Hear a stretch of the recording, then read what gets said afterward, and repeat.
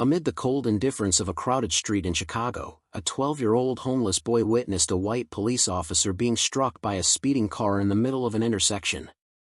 Despite the risk of being misunderstood and judged, the boy rushed to help and was mistaken as the culprit. It wasn't until the injured officer woke up and told the truth that the city realized kindness doesn't need permission to exist. Before we dive into this story, let us know where you're watching from. We'd love to hear your thoughts. It was a cold fall evening in downtown Chicago, with wind whipping between rusted subway columns and the concrete overpass above buzzing with the sound of impatient traffic. Underneath half-lit street lamps, long shadows cast over stained brick walls and graffiti-covered dumpsters. People bustled past the alley entrance, some in sleek coats, others in fast food uniforms, none looking sideways. A white woman clutched her purse tighter as she passed a bundled figure against the wall. A man in a blue delivery jacket glanced once and looked away, muttering something about those street kids always begging. That bundled figure wasn't begging, he was fixing his bike. Elijah was 12, skinny with ash-brown skin and thick dark curls tied back by a fraying bandana. He wore an oversized gray hoodie stained with old grease and jeans 2 sizes too big, cinched at the waist with a broken bungee cord. His sneakers didn't match, but his hands, small but rough, worked carefully with a bent fork and a flattened soda can, adjusting the bike chain he'd salvaged from a junk pile last week. Duct tape held a seat together, and a dented milk crate was bolted on the back, his storage unit. Every item had a story, none of them good. He wasn't invisible, people saw him, they just didn't want to. Sometimes they'd mutter "get a job," or "where's your mother?" Other times they'd cross the street when he was caught napping on a bench. Last winter, the security guard at the plaza sprayed cold water on the seat and told him to go bother someone else. The words didn't sting anymore, not like they used to. Elijah didn't go to school anymore after his mom passed in a hit-and-run 2 years ago, and no relatives came forward. He'd run from the shelter system, too many fights, too many rules. He'd rather sleep with his back against brick and freedom in his breath than lie awake in a room where he was just a number. He'd learned how to keep quiet, how to avoid eye contact, how to make $1 last 4 days. But every night before curling into the corner behind the laundromat or under the viaduct, he'd look up through the haze of city light and whisper, "You still up there, Ma?" His fingers would tighten around the one thing he had left, a faded red scarf knit by her hands, still smelling faintly of lavender and old perfume. It stayed in his pocket, always. This night felt the same, but also not quite. As Elijah patched the last piece of his chain, tightening it with a piece of wire, a far-off siren wailed somewhere in the city. Something was already starting to go wrong. He didn't know it yet, but by tomorrow, his name would be on the front page of every paper in the city, not as a suspect, not as a street kid, as a hero no one expected. By the time the sun dipped low behind the skyline, Elijah had pedaled into the loop, weaving carefully between clusters of honking cars and flashing orange lights. The air was heavier here, smelled like exhaust, burnt pretzels, and wet concrete. The streets pulsed with impatience. Office workers poured out of revolving glass doors, holding phones to their ears, dodging puddles with designer shoes. Food trucks lined the curb, and a saxophonist on the corner tried to outplay the traffic noise. No one paid attention. Elijah kept his eyes low, hood up. He knew the look some people gave, a mix of fear and disgust, the kind that made him want to disappear. He wasn't there to beg or linger. He'd learned when to blend in and when to disappear. Today, he just needed to get past the downtown strip before the buses dumped the evening crowd and made the bike lanes hell. But fate, as it often does with those who least deserve it, had other plans. The red light at State and Monroe was long as always. Elijah coasted to a stop just before the crosswalk, feet on the ground, head tilted slightly. Ahead, in the middle of the intersection, stood a tall white traffic officer in a neon vest, arms raised, shouting over car horns. The guy looked like he'd had a long day, face flushed, voice moving like he was one breath away from giving up on humanity. He waved a delivery van forward and turned to shout at a sedan that had stopped past the line. Elijah watched silently, the way a dog watches a stranger, curious but braced for disappointment. Then it happened, a roar, screeching tires. A silver SUV came barreling through the opposite lane, swerving hard as if the driver had yanked the wheel at the last second. People on the sidewalk screamed. The traffic cop turned, hands barely raised before the vehicle slammed into him with brutal force. His body lifted, spun midair, and hit the asphalt like a sack of bricks. The SUV jerked, fishtailed, and sped off down the street. Everything stopped for one heartbeat. The entire intersection froze. Elijah sat there, mouth slightly open, watching as the officer lay twisted in the middle of the road, one arm flung at an unnatural angle, blood pooling beneath him. The crowd started to move again, some gasped, others pulled out phones, a few turned away. No one stepped into the street. No one. Elijah's breath caught. His grip on the handlebars tightened. He could hear his own heart pounding above the chaos. Every instinct screamed at him to stay out of it.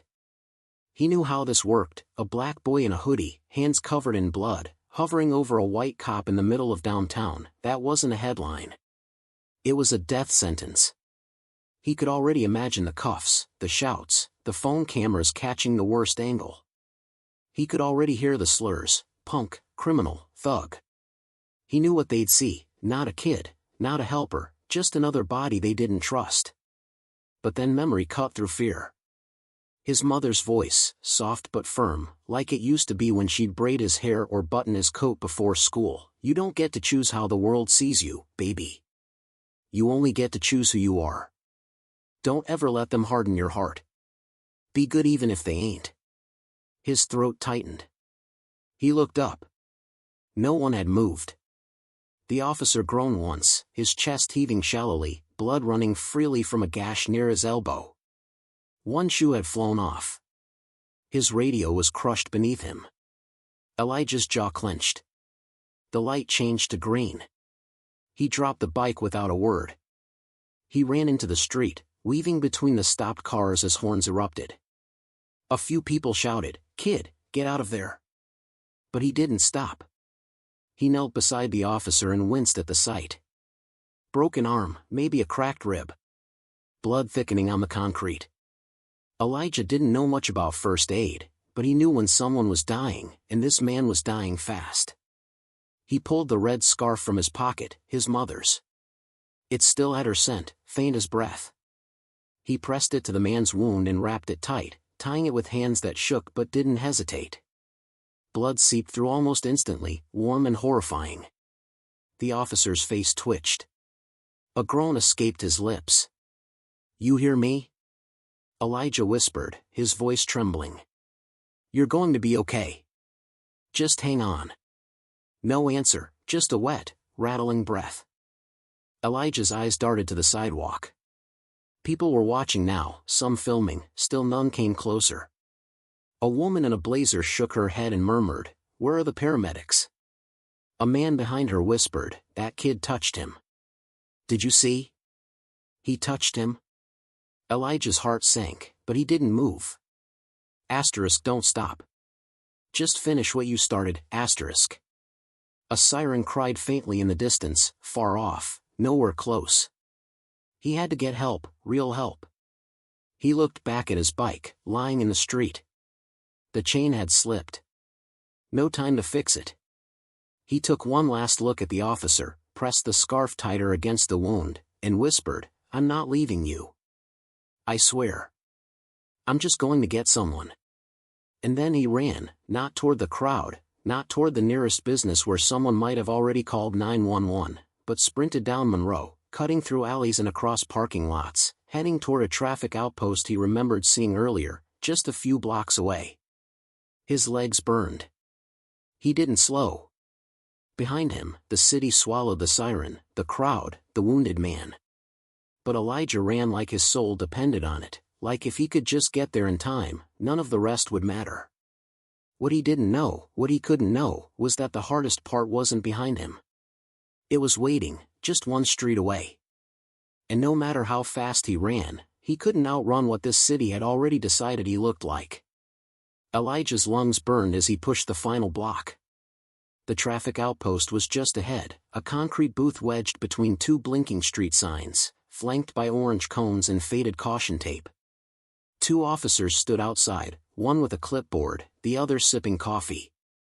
Both mid-conversation, laughing at something Elijah couldn't hear. He staggered to a stop, chest heaving, sweat running cold down his back despite the evening chill. His voice cracked as he shouted, "There's a cop hurt. He got hit on Monroe. He's bleeding bad." The two officers straightened. Their smiles vanished. One stepped forward, already reaching for his radio. "Where exactly?" "Right at the light." "State in Monroe," Elijah said breathlessly, pointing back the way he came. "He's in the street. He's not moving." The younger officer nodded and barked into his radio, voice clipped and professional. "Unit down at State in Monroe. Requesting immediate medics and backup. Possible hit and run. Victim is CPD, repeat, CPD down." The other officer turned to Elijah, his eyes sharp and assessing. "You saw it happen?" Elijah hesitated. Wiped his bloody hands on his jeans. I didn't see the crash. I was across the street. But I ran to help him. I tied his arm. He was bleeding. I used this." He reached into his pocket slowly, deliberately, and held up the scarf. It was soaked, dark red, twisted and clotted. "It's mine. I tried to stop the bleeding." The officer's face tightened. He didn't nod. Didn't say thank you. His gaze drifted to Elijah's hoodie, his scuffed shoes, the dirt under his fingernails, the blood smeared across his palms. Then to his face, the untrusting, measuring stare, like trying to solve a puzzle where the pieces didn't look right. "Stay right here," he said flatly. Within minutes, they were back at the scene. Flashing lights painted the buildings blue and red. A small crowd had formed, cordoned off by yellow tape and an officer barking orders. Elijah ran beside the two patrolmen, heart racing with hope and dread, hoping the officer was still alive. He saw the man still on the pavement, though someone had repositioned him slightly. A paramedic hovered over him, inserting in 4. Another medic looked up as they approached. "Massive blunt force trauma. Lost a lot of blood. Might have severed a vein in the forearm." "That scarf," the younger officer beside Elijah said suddenly, pointing. The medic nodded. "Yeah. Whoever tied it probably bought him time." Elijah exhaled, something like relief catching in his throat.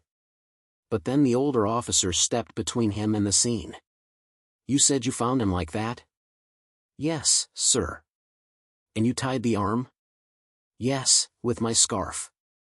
I didn't hurt him. I just tried to help." Then the older officer leaned in. "Then why the hell's your DNA all over a downed cop?" The voice didn't rise, but the threat behind it did. "I told you, I helped. You've got no idea. I don't have an address. I live around. You're telling me a kid with no home just happened to be there right when an officer gets hit, right when the driver flees? You expect me to believe that?" The words hit harder than any punch. Elijah's mouth opened, but no sound came out. His hands were still sticky with the man's blood. The scarf, his mother's, was now bagged by a crime tech. He saw someone taking pictures of it like evidence. The older officer stepped closer. "Turn around." "What?" "Turn around. I didn't do anything." "Then you got nothing to hide." The younger one looked unsure, glancing from his partner to the EMTs. "Maybe we wait." "No. We do this now." Hand on his shoulder, grip firm, turned him. Cold metal on his wrists, asterisk click, click star. Gasps came from the onlookers. A woman muttered, "Jesus, they're arresting the kid." Another man whispered, "That can't be right. He's just a kid." But no one stepped forward. Not one voice rose louder than a murmur. The cuffs bit into Elijah's wrists as he was led away from the flashing lights, away from the man he had tried to save, away from the scarf, the only thing he had left of his mother. He didn't cry. He didn't shout. He'd learned a long time ago that black boys who raise their voices don't get heard, they get handled. At the squad car, He tried once, just once. I didn't hurt him. I saved him. The older officer snorted. We'll see what the evidence says. Elijah sat in the back seat, heart pounding, throat dry, watching the skyline shrink as they pulled away. He wasn't angry yet, not fully. Mostly, he felt the deep, familiar ache of being unseen, unheard, judged before he even got to explain. He thought of his mother, her voice in his head, tell the truth. Do the right thing. Be good even if they ain't, he had done what she asked. He had done everything right. And still, here he was, in cuffs, with a record maybe about to be written in ink he couldn't erase. At the station, no one met him with empathy. They took his hoodie, his shoes, fingerprinted him. When he told them again what happened, they wrote it down like they were logging an excuse. When he asked if the officer was alive, no one answered. He sat alone in a pale gray holding room, no windows, fluorescent light flickering, a chair and a metal bench, cold steel pressed against his skin. He rubbed his thumb over the spot where the scarf used to rest in his pocket. It was gone now, probably bagged and tagged like some clue from a crime scene. He closed his eyes, not to sleep, just to escape. And that's when the shame came in, not for helping, but for hoping. Hoping they'd see him.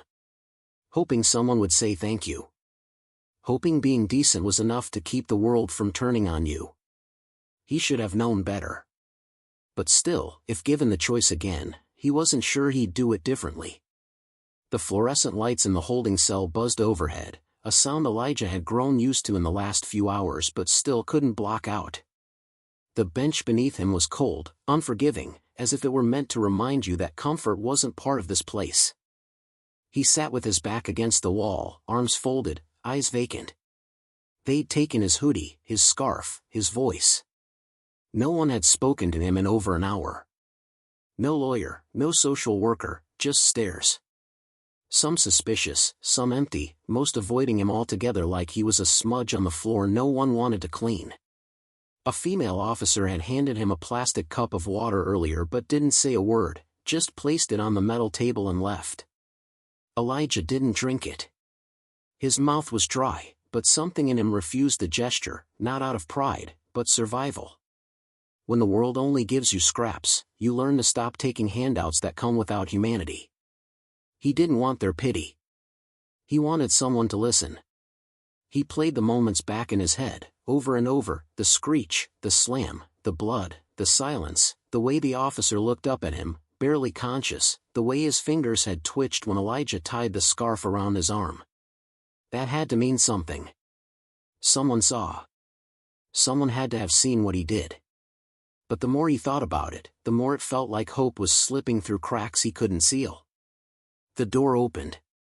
Sharp click of boots. A woman in a tan coat, early 30s maybe, stepped in, holding a clipboard. Her badge read Detective Marquez. She didn't sit. She leaned against the table, eyes scanning him like a puzzle she didn't have all the pieces for. Elijah rolled his head to the side. Her voice wasn't cruel, but it wasn't soft either. You know why you're here? I didn't hurt him, he said, eyes finally locking with hers. I helped. I've read the initial report, she said. Officer said you arrived at the outpost alone, hands covered in blood, claimed a cop had been hit. You gave them a scarf as evidence. Your scarf.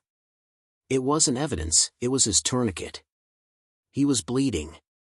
I wrapped his arm. I told them. I know, she replied, flipping a page. But you see the problem? No witnesses. No cameras caught the impact. Just the aftermath, you next to him, covered in blood. That's all we've got. Elijah's voice trembled now, not from fear, but from the weight of everything being turned backward. You think I would do that and then come tell you? She looked up at him, and for a second, something changed. Her gaze softened just a little. I didn't say I think you did. But I'm not the only one asking questions. He leaned forward now, chest tight. Is he alive? A pause. He's in critical condition. Lost a lot of blood. Surgery took hours. He's sedated now, but stable. Elijah sank back. A breath he didn't know he'd been holding finally escaped his lips. He's going to make it. If nothing changes overnight. Yes. Silence stretched between them. She stood straight and moved to the door, hand on the knob before leaving. She turned and said, "I'll be back in the morning. If you think of anything else, anything that might help, now's the time." "I already told you everything," Elijah whispered, more to himself than her. But she heard it. The door clicked shut behind her. Meanwhile, on the 5th floor of Mercy Hospital, in a room flooded with sterile light and hushed urgency, the officer lay in bed, pale, unconscious. A tube down his throat, and 4 in each arm. Machines beeped steady and calm now, like the worst had passed, but the battle hadn't ended. A nurse adjusted the blanket at his feet. Another checked the monitors and noted vitals on a clipboard. No one spoke. Then, at just past 5:12 a.m., his eyelids flickered. It was subtle, the kind of motion you might miss if you weren't trained to catch signs of consciousness. The nurse moved closer, leaned in. "Detective Moran," she said softly. His lips parted. Breath-catching. His eyes opened slowly, adjusting to the light. Panic flickered in his face for a moment before he seemed to realize he was in a hospital. "You're safe," she said quickly. "You're in Mercy. You were in an accident. You've had surgery. You're okay." He blinked. Swallowed. Winced. "Do you remember what happened?" she asked. He nodded weakly. His voice was gravel. "Car hit me." "Yes. A hit and run." He struggled to speak. She handed him a small pad and pen. His hand trembled as he scrolled a few words. "The boy. Where is he?" The nurse blinked. "Boy? What boy?" He nodded, tapped the notepad again. "He helped me." She hesitated. "They brought in a young suspect." He looked at her like she'd missed the point of the world entirely. "He saved me." He wrote next, pressing harder with the pen. Within the hour, the ICU's call reached the precinct. It traveled quickly, from nurse to attending, from attending to admin, from admin to Marquez. The moment she read the note forwarded by the hospital, she grabbed her keys and didn't stop moving until she was back at the precinct, shoving through the door to the holding area, ignoring the puzzled looks from night shift officers. "Elijah," she called, and he jerked his head up. She walked toward the cell, holding the printout in one hand. He woke up. He wrote a statement. Said, "You saved his life. Not hurt. Not fled. Saved." Elijah stared at her. It didn't register at first. "What?" She unlocked the door herself. "You're not under arrest anymore. Let's get you out of here." He stood, slow, still uncertain if this was real. "So they believe me?" She nodded. "He believes you. And that's what matters." As she led him out of the holding area, past the desks and tired cops and hollow conversations, Elijah didn't smile. He didn't cry.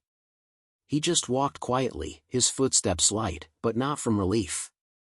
He wasn't free yet. Not really. Not until people saw more than blood, more than a hoodie, more than the color of his skin. But for the first time in a long time, someone had looked past all that and believed him. By mid-morning, the city had begun to change. It started with whispers. Someone at the hospital staff had posted anonymously on social media, "The officer who was hit downtown yesterday woke up and said, 'The kid who saved his life is being held in custody.' He said, quote, 'He didn't hurt me. He saved me.'" The post exploded within hours. It was everywhere, on news tickers, on Twitter, on local live streams. A photo of Elijah, grainy and taken from a phone through the glass of a squad car, circulated with captions ranging from "boy hero wrongly accused" to "from suspect to savior."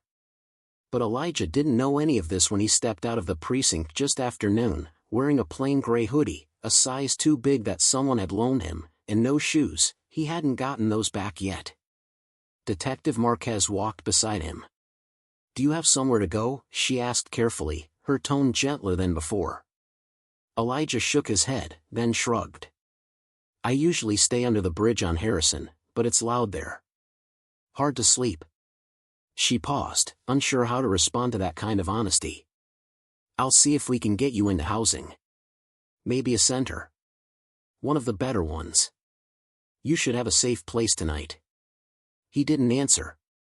The sunlight felt foreign on his face after the windowless cell. He kept walking, hands in his sleeves, quiet, watching his feet on the concrete. They passed a bakery, and the smell of cinnamon and butter nearly brought tears to his eyes. His stomach growled. Marquez noticed. You hungry? She asked. He hesitated, then nodded once, without lifting his head. I stopped for food. She ordered pancakes and sausage for him, black coffee for herself. He ate in silence, slow and cautious at first, then faster. She didn't ask questions, just watched. Then, finally, she asked, You sure you don't have anyone? Family? My mom, he said quietly. She died a while ago. No father. No idea who he is. The detective sighed softly. You're 12. He nodded. I've got a nephew your age. Complains if his phone charger isn't the right length. Elijah gave a faint smile, just a flicker, then went back to his plate. When they arrived at the hospital later that afternoon, the lobby was already swarming with press. The mayor's aide was giving a statement. Reporters jostled for position. But they all turned when the automatic doors slid open and a boy walked in beside a detective. The room quieted. Cameras turned. Elijah froze. Marquez placed a hand on his shoulder. You okay? No, he said honestly. You want to leave? No. Then just breathe. She led him through the crowd. Hospital security cleared the path. At the end of the hallway, in a private room lined with flowers and cards and get-well balloons, Officer Moran sat propped up, one arm in a cast, the other resting across his lap. He looked older than before, not from the injury, but from the weight of what had almost been lost. When Elijah entered the room, it felt smaller, heavier. Moran looked up. For a long beat, he didn't speak. Then his voice cracked slightly as he said, That you? Elijah nodded. I remember you. You were the only one who came. I tied your arm, Elijah murmured, with my mom's scarf. You saved my life, kid. The officer blinked hard. They told me what happened after. I'm sorry you didn't deserve that. Elijah looked down at the floor. It happens. Moran's brow tightened. It shouldn't. The room fell quiet. Then, slowly, the officer reached out his unbroken hand. Come here. Elijah hesitated, then stepped forward, and Moran pulled him into a brief, one-armed hug. The cameras didn't catch this part. It wasn't for them. It was for the boy and the man, two people from different worlds who had collided in a single moment of pain and grace. The official ceremony came 3 days later, held on the steps of City Hall. The mayor, the chief of police, and a line of uniformed officers stood before a crowd of hundreds. Schools had let out early. News crews filmed from every angle. And in the middle of the steps, wearing a donated suit that didn't quite fit and new shoes that were still too stiff, Elijah stood with hands clasped, trying not to fidget. The scarf was in his pocket again, cleaned, pressed, and returned. The police had offered to frame it. Elijah had said no. The mayor leaned toward the microphone. Today we recognize not just a heroic act, but a reminder that courage doesn't always wear a badge or carry a title. Sometimes, courage is a boy with nothing to gain, nothing to prove, and everything to risk, who chooses to act anyway. Elijah barely heard the applause that followed. He stood still, heart pounding, staring out at the crowd. Some faces smiled. Others watched with curiosity. But he wasn't thinking about them. He was thinking about his mom, about her voice, be good even if they ain't. And now, maybe for the first time, someone had finally seen the boy she raised. Later that evening, as the sun dipped behind the skyline, Elijah sat on the steps. The crowd long gone. Marquez walked up beside him, handed him a soda. "You did good today," she said. "You didn't like the speeches. You didn't have to. You weren't there to impress them." He looked up at her. "So what happens now? You'll have choices. People want to help. I'll make sure you're not back on the street tonight. After that, we figure it out. You've earned that." He looked out at the city lights flickering on like stars waking up. "Do you think they'll forget me?" She shook her head. "Not a chance." But even if they did, he knew now that he wouldn't forget himself. And maybe that was what mattered most. He wasn't just a shadow anymore. He wasn't just another face in a system that never asked his name. He had a story now. A name. A moment that no one could take. Elijah, the boy who stayed. The boy who saved. The boy who was finally seen. Join us to share meaningful stories by hitting the like and subscribe buttons. Don't forget to turn on the notification bell to start your day with profound lessons and heartfelt empathy.